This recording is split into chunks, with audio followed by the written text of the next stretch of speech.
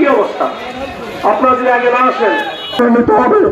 পরিশেষে এই 503টি উপজেলার মধ্যে বদলগাছীর উপজেলার মানুষ আমরা।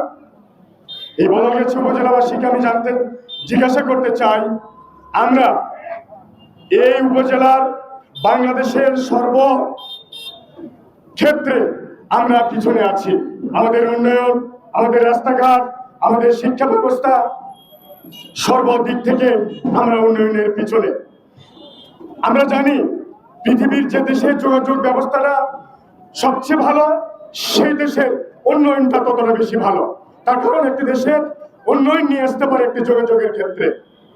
আমি গত কয়েকদিন আগে আইন শৃঙ্খলার মিটিংয়ে বলেছিলাম, বাংলাদেশের বড় বড় শহরে যদি রাস্তার প্রশস্তকরণের কারণে 5 তলা 10 তলা বিল্ডিং ভেঙে দিয়ে সেই শহরের রাস্তা যদি নির্মাণ হয়, তাহলে আমাদের বদলগাছীতে কেন হবে না? আমি আইন শৃঙ্খলার মিটিংয়ে আমি প্রশ্ন রেখেছিলাম। প্রিয় উপজেলাবাসী, আপনারা জানেন বর্তমানে সরকারের বয়স 6 মাস চলছে।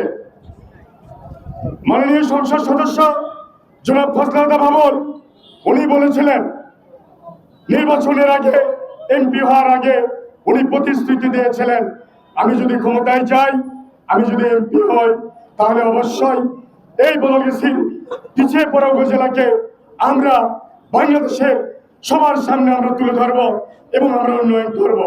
কাজগুলা নিয়ে আসছেন, তাকে যদি আমরা সহযোগিতা না করি তাহলে কখনোই রেল লাইন তো দূরের কথা, আমরা একটা রাস্তা এখন পর্যন্ত করে নিতে পারিনি।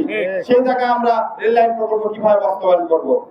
তাই যারা এইসব কাজে বাধা দেওয়ার চেষ্টা করছে তাদের প্রতি আমাদের এই হুঁশিয়ারি যে উন্নয়ন কাজে কোনোভাবে বাধা দেওয়ার চেষ্টা করেন না, এর পরিণতি ভালো হবে না।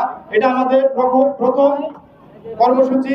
যদি আমাদের উন্নয়ন প্রকল্পে বাধা দেন, উন্নয়ন কাজে বাধা দেওয়ার চেষ্টা করেন, তাহলে এর পরবর্তীতে আরো কঠোর থেকে কঠোরতর কর্মসূচি আমরা খুব ছোটবেলা থেকে এই বদলগাছীতে এবং আপনারাও বেড়ে উঠেছেন। আপনারা ইতিপূর্বে দেখেছেন এবং প্রত্যেকটা দিন দেখেছেন যে এই বদলগাছী চার মাথা থেকে শুরু করে উপজেলা চত্বর, এদিকে নতুন ব্রিজ, পুরানো হাট, সব জায়গায় হাটের দিন থেকে শুরু করে বিশেষ করে দুপুরের দিকে, সন্ধ্যার দিকে রিক্সা, ভ্যান, চার্জার এসব জায়গা হয় না, সাধারণ জনগণ থাকতে পারে না।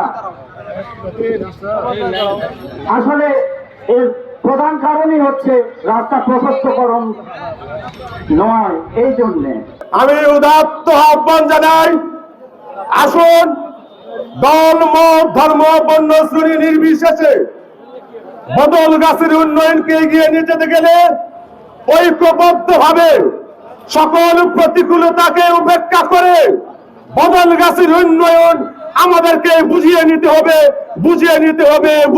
হবে। এর কোনো বিকল্প নাই। সংগ্রামী বন্ধুগণ,